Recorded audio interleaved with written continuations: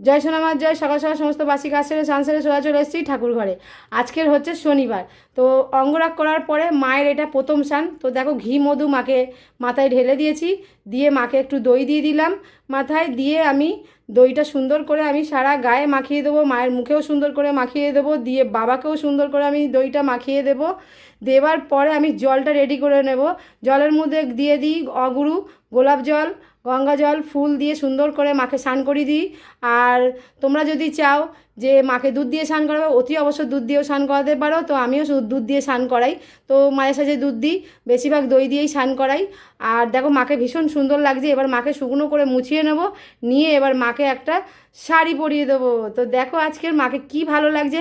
আর তোমরা একটু খেয়াল করে দেখবে, মাকে কিন্তু অনেক রকম শাড়ি পরানো হয়, কিন্তু মাকে হচ্ছে লাল বেড়ে শাড়িটা বেশি সুন্দর লাগে, তাই না বলো? তো দেখো আমার মা একদম কি মিষ্টি লাগছে আর কি সুন্দর